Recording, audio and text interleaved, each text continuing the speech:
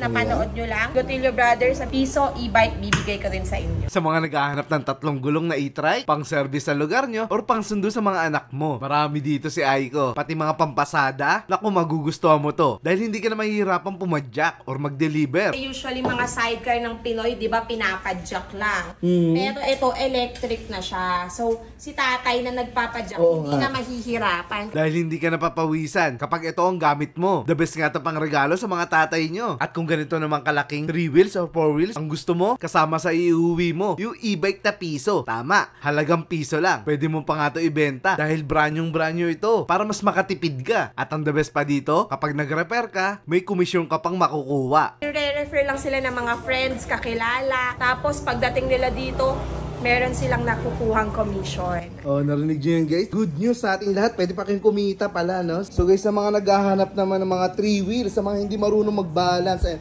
ipapakita si Ma'am Aiko sa inyo. Ayan, sir, perfecto sa ating mga PWD, sa ating mga senior citizen na hirap ng mag-balance. Kahit yung mga pregnant mommy natin dyan na gusto pa rin maghatid sundo sa kanilang mga chikiting, etong perfect para sa inyo. Kasi 3 wheels na siya, pero scooter type siya. Ayan, napakarami yung design na pwedeng mapagpilian. Iba-iba yan. Meron tayong Antelope. Ayan, si Antelope natin, si Sports Beat Inspired. Tapos, ito naman si Super Queso natin, Super Queso Beat. Ito, may mga crash guard na to, sir.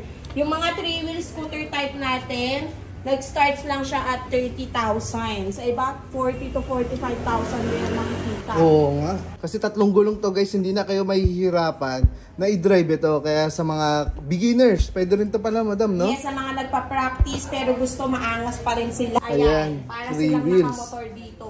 Saka yung mga nagka-problema na sa paa, nahihirapan na. Yes, Ayan. ating mga PWDs na gusto pa rin mamasyal. Ayan, pwede sa inyo yan. 1,000, ito 32,000. Ito naman super upgraded na may crash guard. Lahat siya may kasamang top box at side mirror. So ayun, kita nyo naman ito ang aangas talaga ng mga design. Ayan, no? Takot sila sa mga bigger size na motor. Ito, mga cute size. Medyo light siyang tignan. Ayan. Guys, dito naman tayo sa mga 3 wheels na may bubong. Ayan yung mga affordable natin na 3 wheels vehicles na may roof and windshield na siya. So, protektado ka na rain or shine, 'di ba?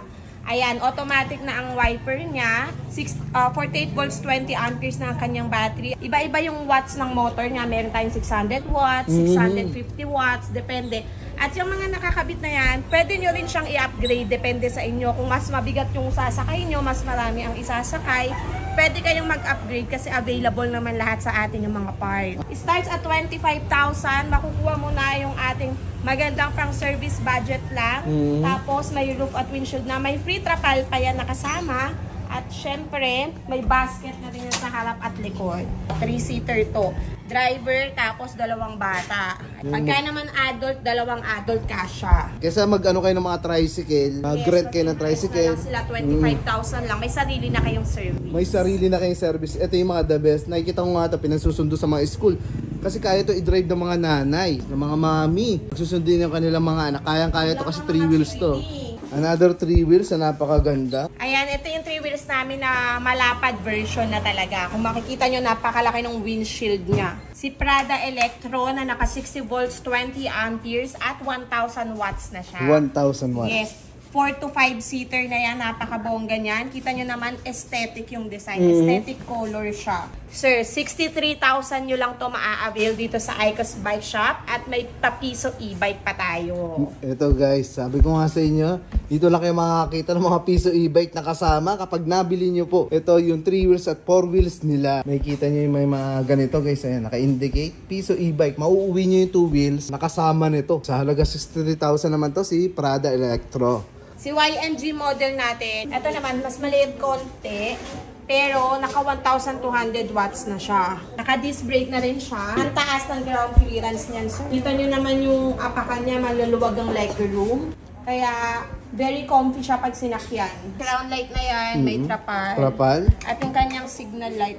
Yan sa kanyang side mirror. Ayan, tapos ito yung headlight niya, laki oh. Digital na rin po ang kanyang panel. Ayun, digital panel. For only 63,000, ma-avail nyo to kay Bigotilio Brothers. Sabihin nyo, napanood nyo lang. Piso e-bike, bibigay ko rin sa inyo. So guys, sabihin nyo alam nyo na yung magic word.